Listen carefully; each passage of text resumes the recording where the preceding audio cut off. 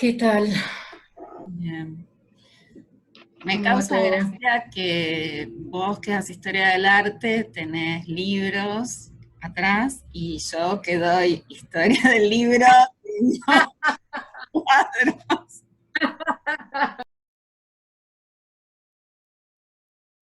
Mira, Natalia, ¿sabés que para las clases de historia del libro y la lectura, eh, yo les había dado un capítulo de este libro, mira, ahí, El escritor y la ¿Cómo industria se llama? cultural, El escritor y la industria. ¿De quién es? de Jorge Rivera. Eh, Ah, un viejo libro. sí, sí, sigue Ese, ¿eh? siendo, sigue siendo súper valioso, súper piola, Sí. así que, y, y una de las primeras cosas que aparece cuando, digamos, Rivera empieza a mirar el momento en el que se empieza a desarrollar la industria cultural, que es posterior a la revolución industrial, ¿no? Que aporta la tecnología, y a la revolución francesa. Y Rivera va a hablar sobre, digamos, va a ir datando lo que va pasando en Europa y después en Argentina, que es a donde se va a quedar, con esta primer industria editorial que aparece de la mano de los periódicos. Y hay algunos debates actualmente que, me hacían como una caja de resonancia en este texto de Rivera, que tienen que ver con el dinero y los trabajadores de ciertos espacios cercanos a lo artístico o de lo artístico. Eh, es un poco la aparición del capitalismo, ¿no? El capitalismo con el, el inversor, el capitalista, contratando trabajadores, estos trabajadores reciben un salario, eh, el producto saliendo al mercado, y, y en el espacio editorial eso se empieza, digamos, se puede ver con la aparición de la prensa, el trabajador, que en este caso va a ser el periodista, pero el escritor profesional también. Y aparece un movimiento en el espacio literario entre esta literatura llamada industrial y quienes dicen, no, no, el arte no se debe contaminar con el dinero. Eh, y entonces te quería preguntar qué pasaba, o si algo de esto resonaba al mismo tiempo en la esfera del arte. Eh, bueno, es una pregunta muy amplia, que se puede responder desde un montón de lugares, porque podríamos responderlo pensando en el autor-artista, si el artista es un autor, cuándo aparece la figura del autor y en todo caso la figura del artista como alguien que mueve dinero, ¿no? Y entonces tiene que ver también con la historia del arte. Es que yo me debo a publicaciones de arte y de artista, y de publicaciones de videos. Entonces fue una sorpresa para mí cuando estaba investigando la historia de los catálogos de arte, que buscando el origen de catálogos, encontré que hay muy poca información, pero es muy interesante cómo el origen de los catálogos está tan vinculado al origen del arte como mercado, porque yo creo que también en el arte tenemos que hablar de mercado, pero que no fue siempre así el arte. Claro. El arte tiene un origen educativo, tiene un origen de comunicación, tiene un origen religioso, pero a partir de determinados acontecimientos, con la caída de la nobleza, el advenimiento de una burguesía, etcétera, empiezan a suceder otras cosas, por lo cual empieza a generarse un mercado. Antes por ahí era el mecenas que le pagaba a un artista, o que más bien le pagaba un taller, y donde podíamos hablar del trabajo del artista, que en realidad no es que Miguel Ángel se pintó toda la Capilla Sixtina, ¿no? Un equipo, pero bueno, a partir de un determinado, la nobleza está en caída y empieza a vender sus obras. Y ahí yo creo que podríamos hablar del surgimiento de un incipiente mercado del arte, donde la alta burguesía empieza a comprarle obras a lo que queda de la nobleza empobrecida, entre comillas.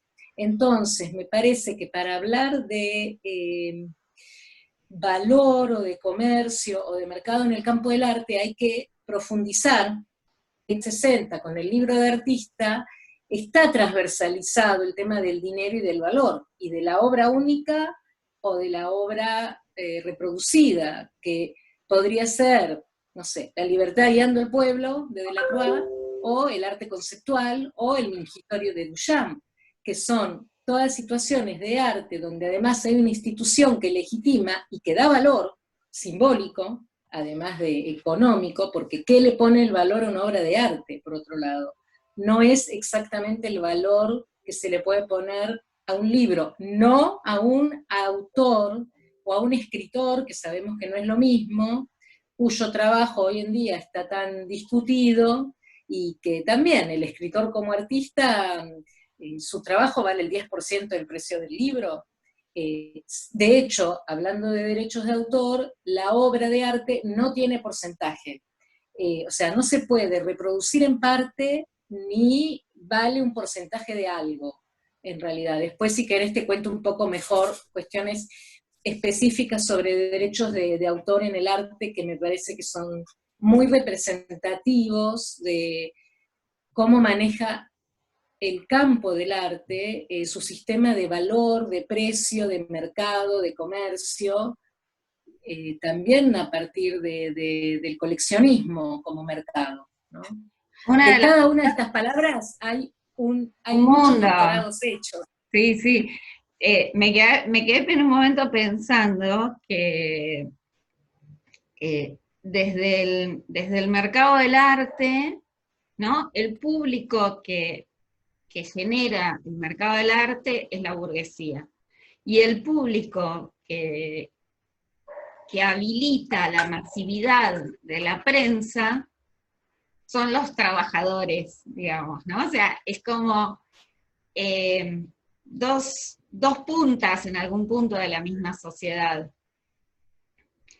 Digamos, la prensa yendo a buscarla, por supuesto, la masividad.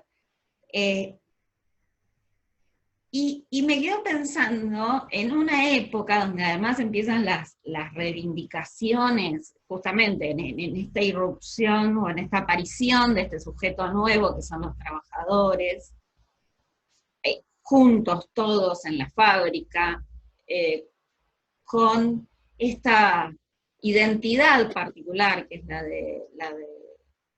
la de trabajador por salario, etcétera.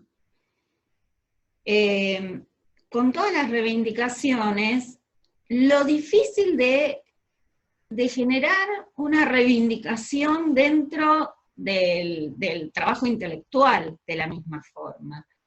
Y bueno, acá hay en la Argentina, a principios del siglo XX, hay una serie, digamos, de anotaciones y de textos de Horacio Quiroga que dan cuenta de lo difícil de ir armándose como si fuera la cadena de trabajo y de cobro por sus cuentos, ¿no?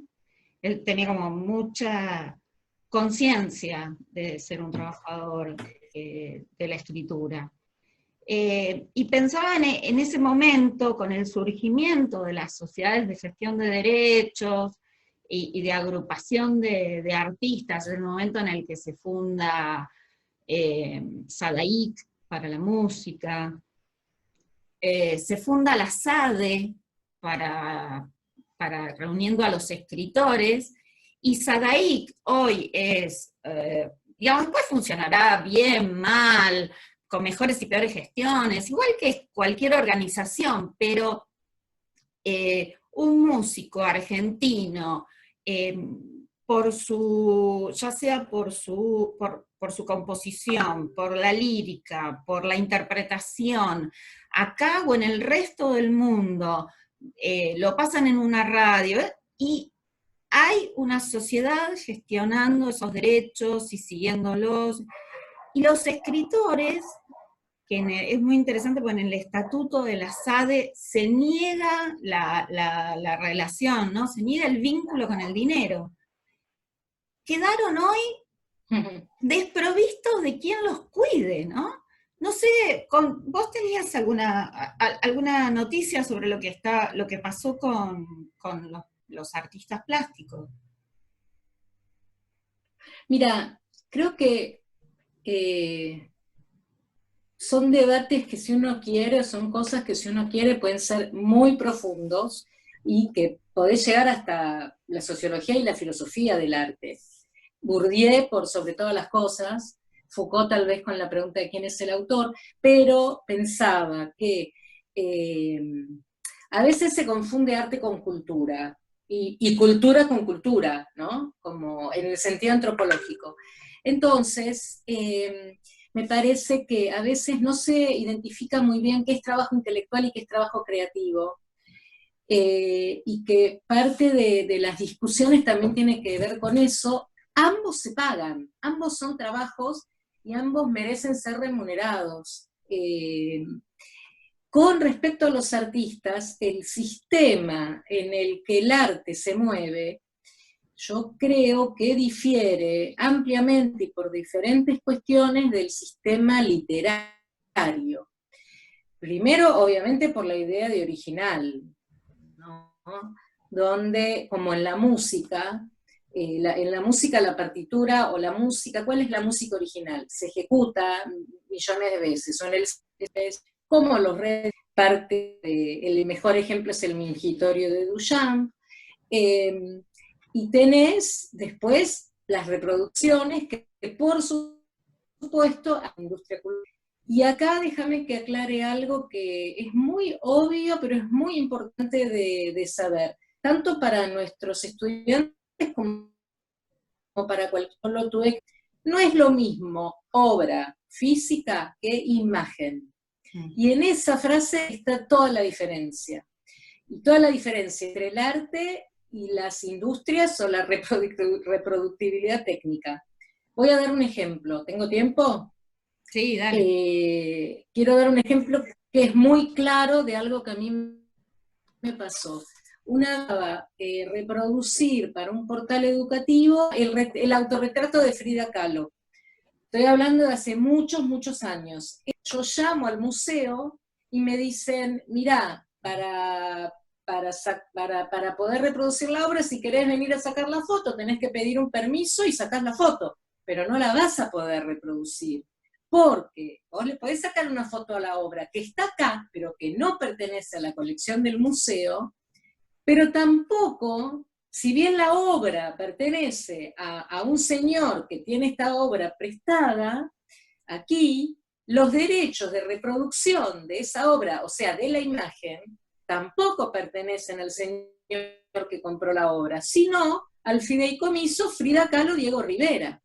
Por lo cual, yo tenía toda la posibilidad de ver la obra, de sacar la foto y todo, pero no podía hacer nada con esa foto, porque obra no es imagen. Entonces, si el señor Constantini no compra la obra con derechos de reproducción, que es la verdadera explotación de la obra, más allá del valor financiero y del valor del cuadro, no puede hacer remeras ni postales con el autorretrato de Frida, aunque ahora está en su museo o posiblemente lo pudo negociar y le está pagando de derechos el fideicomiso Frida Kahlo, que de hecho son muy altos. Hoy hay dos cuestiones para hablar en este sentido, y cómo se puede ganar dinero en el mundo del arte. O sea, están los artistas que venden sus obras y le pagan, o venden directo, o le pagan una comisión a sus galeristas. Están estos derechos de autor que deben ser pedidos, o en todo caso pagados, cosa que sucede también con los museos, porque uno no se da cuenta. Cuando uno ve la foto de una obra, en realidad hay un fotógrafo en el medio. Entonces, por más que tengas un Van Gogh en el dominio público, la foto pertenece a un señor fotógrafo a quien hay que pagarle, y eso es una gran caja para los museos, sobre todo para los grandes museos del mundo, y un grave conflicto en el tema de derechos de autor, aún para trabajar en la edición de catálogos online. Yo participé de algunas reuniones de museos muy grandes de Estados Unidos y todos se quejaban, está todo bien, todo, que además es mucho dinero hacer un buen catálogo online, pero resuelvan algo con los derechos de autor, porque no podemos reproducir por lo que nos cobran los museos por reproducir esa foto de la obra, ¿no? Recordemos, esto no es una pipa. Y por otro lado, hay otra cuestión que en la Argentina no se practica, que es muy interesante y habla del mercado del arte, que es el droit de suite. Esto quiere decir que yo soy, bueno, ponele Van Gogh. Van Gogh vendió una obra. Bueno, Van Gogh está recontramuerto, pero un artista que esté vivo vende una obra por, no sé, $1.000. El que la compró la vende por 2.000. En la Argentina, el artista no recibe nada de eso. En Europa están obligados a pagarle un porcentaje sobre esa reventa al artista. Y esto también es muy importante de decir. Entonces, en lugar del derecho de autor, si bien es una materia que no nos compete, ocupa en el sentido de la negociación o del pensar, cuando uno está negociando, es todo también. Por eso es tan importante que un editor esté formado en eso. Y lo es con respecto a la obra, por lo que a mí me pasó. La obra la tenía al lado, la foto la hacía, pero no la podía reproducir. Entonces, y como última cuestión con respecto a derechos, existen entidades, como vos decías, Sadaí, son ¿cómo se llaman? No son asociaciones, son gestiones colectivas de derechos de autor, y en la Argentina existe una que es Bajeda, con poca, me parece todavía poca legitimación por parte de los artistas, que es Sabas, de Argentina. Que se supone que uno debería rendirle a Saba por la reproducción de obras, tanto como a Sadaik por la reproducción de música, ¿no? O por la publicación. Pero te digo más, económico, que a mí me parece que es muy propio del mundo del arte, que es el valor financiero de la obra de arte. Que si el artista muere, la obra vale más, que si lo legitima una gran galería de arte, la obra vale más, y que si está publicado en un catálogo, la obra vale más. Y si está publicado en la tapa de un catálogo, vale todavía más. Por lo cual, como editores, también uno tiene que saber que si yo publico una obra de una colección privada, indirectamente le estoy generando ganancia a alguien. O directamente, depende del caso. Me causa gracia porque cuando pensé en hablar con Natalia, en contactarla y hacer un cruce entre nuestras materias, lo pensé desde el vínculo del artista devenido un profesional y el dinero. Y terminamos hablando del mercado. Lo cual no está mal porque me da pie para lo siguiente que vamos a tratar en la materia, que son el surgimiento, digamos, de grupos de lectores y la construcción de un público lector. Así que la seguimos en el aula.